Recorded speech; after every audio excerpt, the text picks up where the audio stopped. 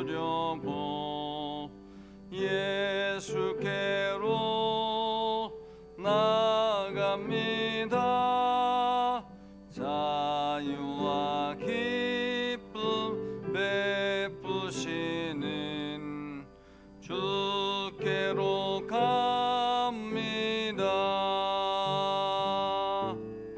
병든 내 몸이 튼튼하고 빈궁한 삶이 부해지며 죄악을 벗어버리려고 주께로 갑니다. 낭패와 실망 당한 뒤에 예수께로 나갑니다. 십자가 은혜 받으려고 주께로 갑니다. 슬프던 마음 위로받고 인생의 풍파 잔잔하며 영광의 찬송 부르려고 주께로 갑니다. 교만한 마음을 내버리고 예수께로 나아갑니다. 복 되신 말씀 따르려고 주께로 갑니다. 실망한 이 몸 힘을 얻고 예수의 크신 사랑받아 하늘의 기쁨 맛보려고 주께로 갑니다. 죽음의 길을 벗어나서 예수께로 나갑니다. 영원한 집을 바라보고 주께로 갑니다. 멸망의 폭우에 연하와 평화의 나라 다다라서 영광의 주를 배우려고 주께로 갑니다.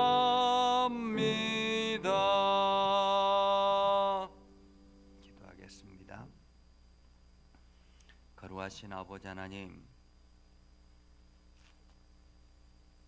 고통의 멍에 벗으려고 예수님께 나아갑니다. 자유와 기쁨 베푸시는 주께로 나아갑니다. 주님, 연약한 우리를 튼튼하게 하시고 빈궁한 삶을 부하게 하셔서 날마다 우리가 주님께 나아감이 기쁨이요 즐거움이 되게 하옵소서. 낭패와 실망을 당할 때도 있습니다. 그때마다 우리가 주님께 나아가는 것을 주저하지 않게 하시고 십자가의 은혜를 생각하며 나아가게 하옵소서. 거룩하신 아버지 하나님, 때로는 우리의 교만이 하나님의 말씀을 가로막을 때가 있습니다. 교만한 마음을 온전히 버리게 하시고 주님의 말씀을 듣게 하시고, 그래서 우리가 세상으로부터 실망당한 것을 주님의 말씀으로 힘을 얻게 하여 주시옵소서. 하나님, 오늘도 생명의 길을 향해서 달려갑니다. 저희들을 지혜롭게 하시고 은혜롭게 하시고 하나님의 선하심을 온 땅에 증거하게 하옵소서. 예수님 이름으로 기도드립니다. 아멘.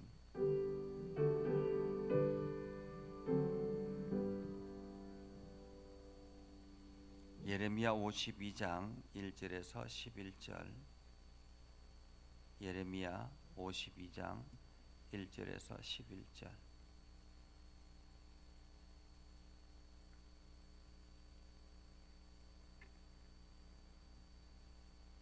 시드기야가 왕위에 오를 때에 나이가 21세라. 예루살렘에서 11년 동안 다스리니라. 그의 어머니의 이름은 하무달이라. 림나인 예레미야의 딸이더라.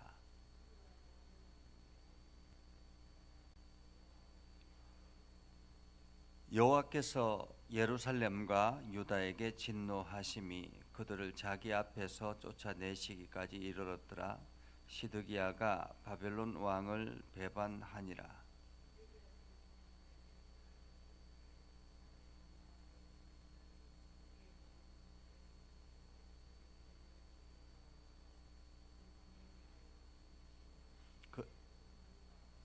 그 성이 시드기야 왕 제11년까지 포위되었더라.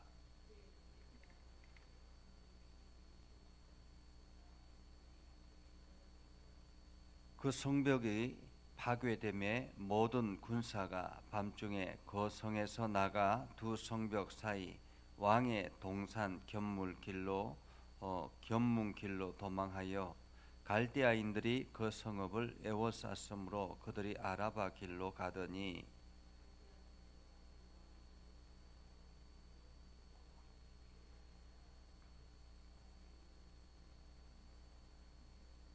그들이 왕을 사로잡아 그를 하마 땅 리블라에 있는 바벨론 왕에게로 끌고 가매 그가 시드기야를 신문하니라.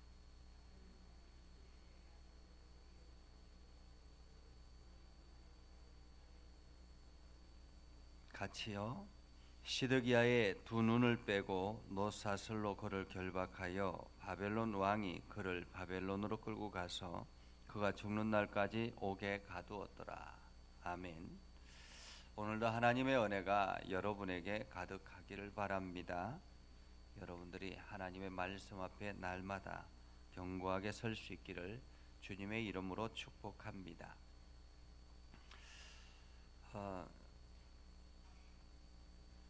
윤호병 집사님은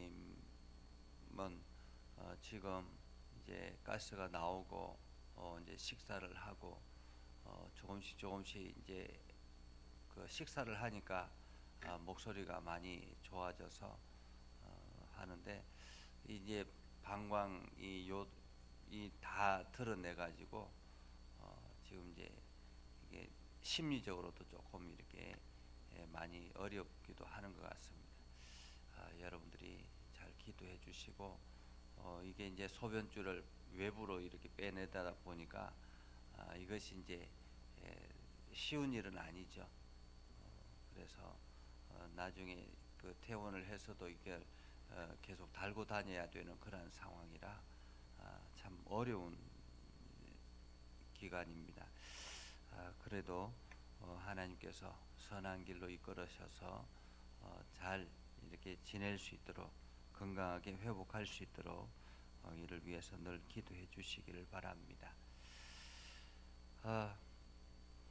지난번에 우리 나훈아 가수가 작심 발언을 한 적이 있죠. 이제 리사이틀 그 공연을 하면서 그런 이야기를 했습니다. 나라의 국민을 위해서 목숨을 거는 왕이나 대통령은 본 적이 없다. 그러면서 이 나라는 국민이 지켰다라는 이야기를 한 적이 있습니다. 참 좋은 말인 것 같기도 하고 그것을 들으면서 참 마음이 아프기도 했습니다. 참 그 국민의 대표로 대통령을 세우고 그리고 나라 전체를 책임을 맡겼는데도 불구하고 목숨 거는 대통령이 없다라는 것이 참 안타깝다라는 그런 생각을 했고요. 그러면서 또 성경에서도 마찬가지고 정말로 자기 자신의 목숨을 내어 던지면서 나라를 책임지고 하려는 사람은 왜 없을까라는 생각을 해봅니다. 이 오늘 성경에는 이제 예레미야의 예언이 다 끝나고 그 예언이 현실로 닥쳐지는 그 현실의 이야기입니다. 그러니까 51장까지는 예언이었죠. 그러니까 예레미야를 통해서 이스라엘과 열방을 향한 예언이었다면 이제 52장은 마지막 결론 부분으로 그 예언이 현실로 다가왔던 것입니다. 예언이었을 때는 기회가 주어졌지만은 예언이 현실로 찾아올 때는 더 이상 기회가 없는 것이죠. 오늘 그 예언의 마지막 장에 시작되는 사람은 시드기야입니다. 시드기야. 이 시드기야는 요시야 왕의 아들이죠. 셋째 아들입니다. 요시야 왕의 셋째 아들. 요시야가 북이스라엘을 이렇게 지원하기 위해서 갔다가 지원하기 위해서 갔다가 전쟁에서 돌아오는 길에 죽잖아요. 돌아오는 길에 죽고 난 다음에 그 요시야의 아들 여호야긴이 그 왕을 물려받습니다. 그런데 왕위를 물려받고 난 다음에 얼마 지나지 않아서 이 여호야긴 왕이 죽어요.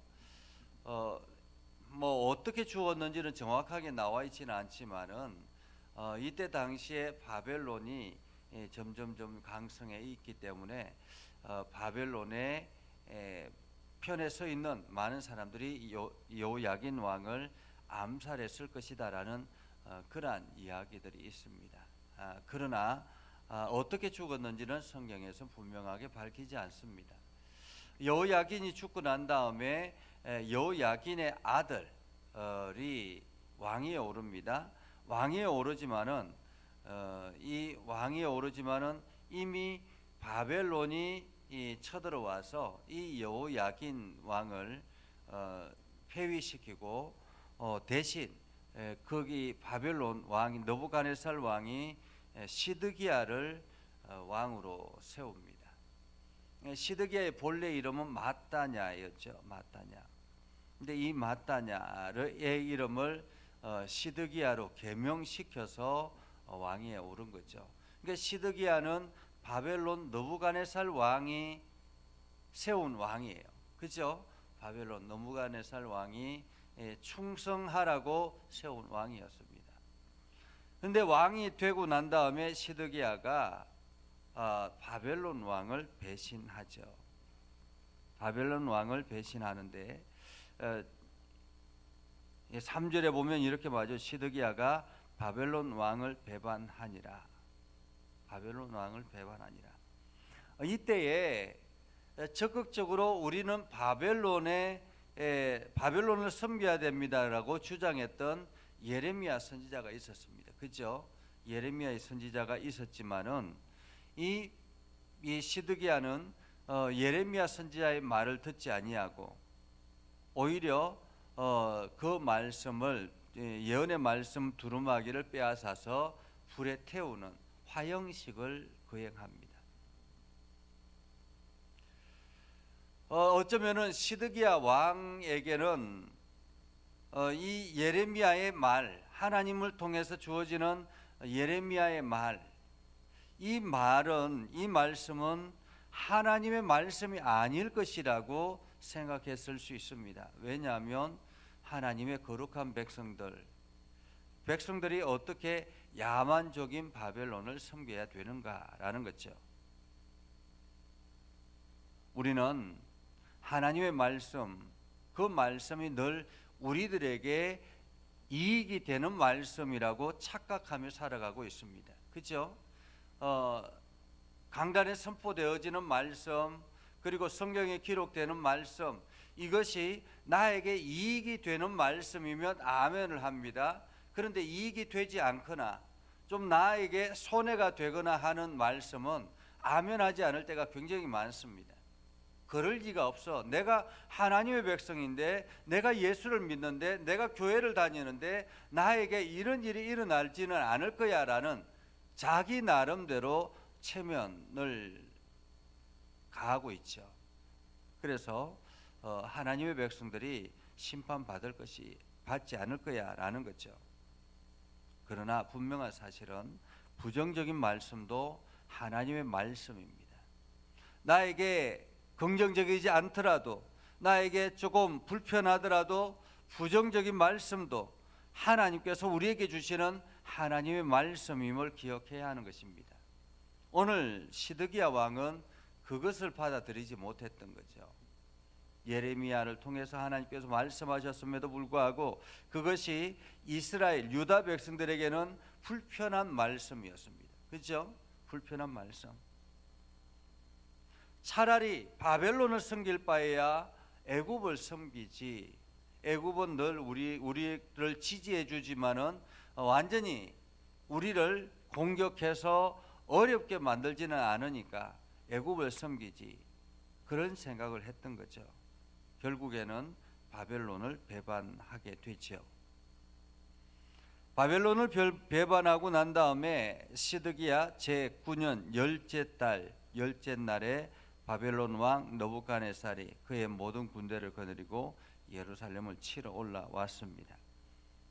그렇게 해서 이제 바벨론 왕 느부갓네살이 예루살렘 성 전체를 포위하죠.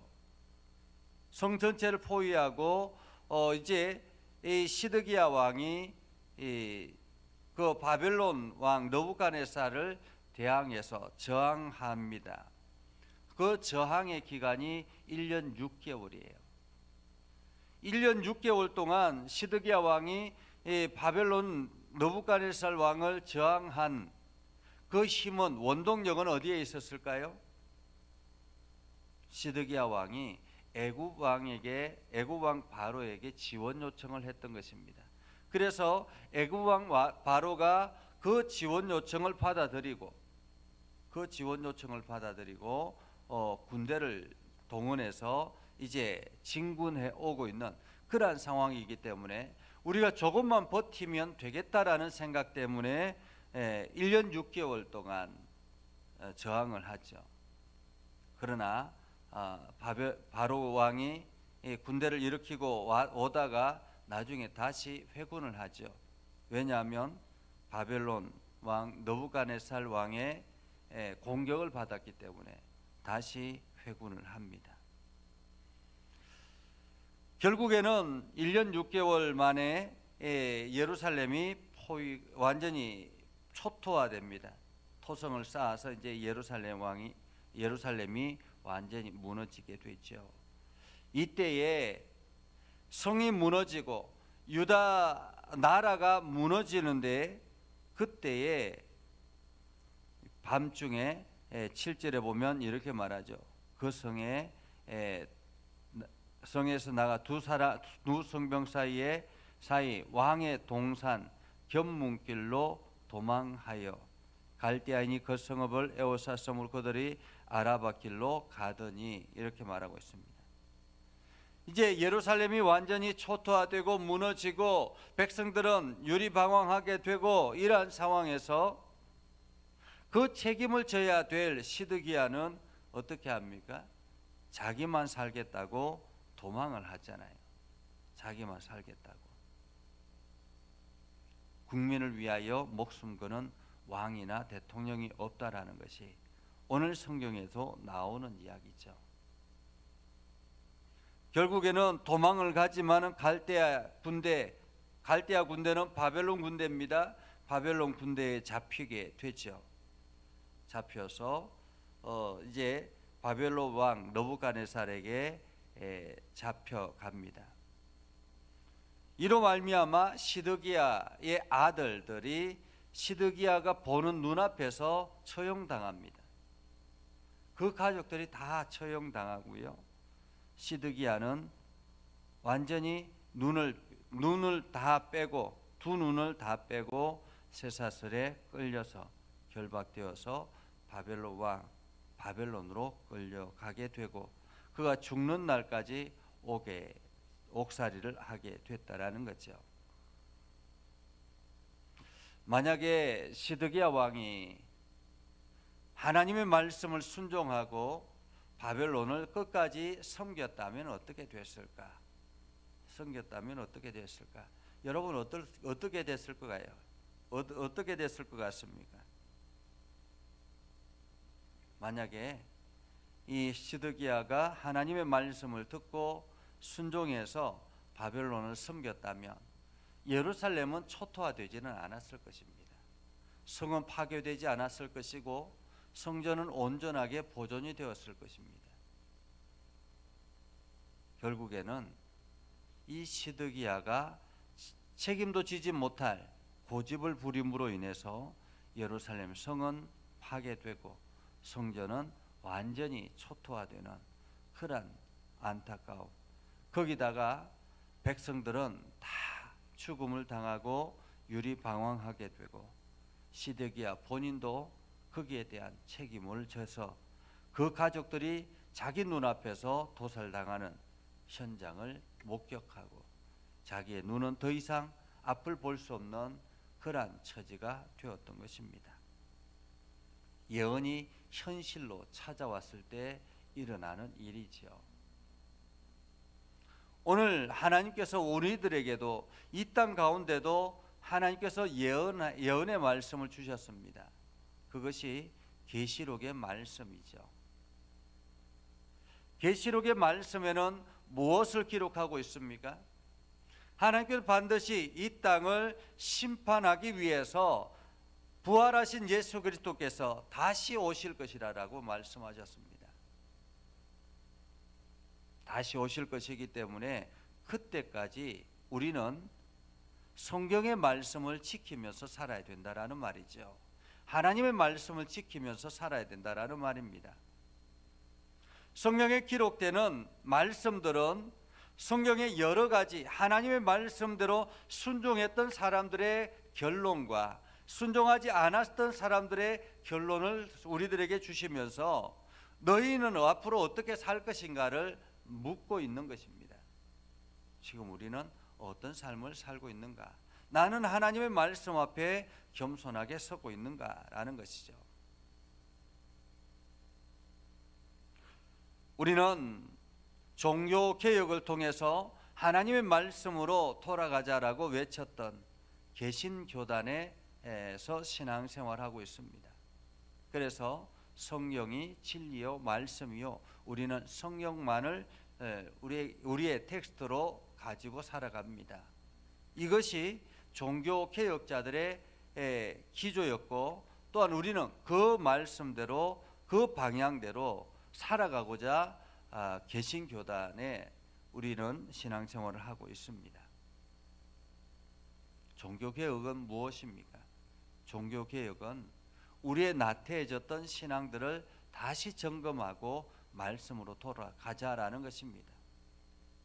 세상에 여러 가지 말씀 이외에 많은 것들이 쌓여져 있어서 그것을 다 다시 재정리하고 깨끗하게 정리하고 말씀으로 돌아가자라는 것입니다. 어떤 건물이든지 어떤 것이든지 좀 시간이 지나면 찌든 때가 쌓이기 시작하고, 찌든 때가 쌓이기 시작하면 뭔가 막히기 시작합니다. 그렇죠? 막히게 됩니다.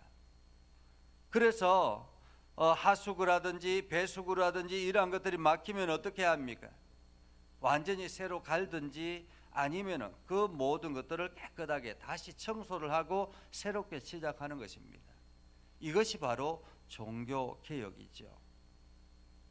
예언이 현실로 다가오기 전에, 오늘 우리에게 주어진 예언의 말씀이 현실로 찾아오기 전에 오늘 우리들이 해야 될 것은 다시 내 자신을 종교개혁을 일으켜야 하는 것입니다.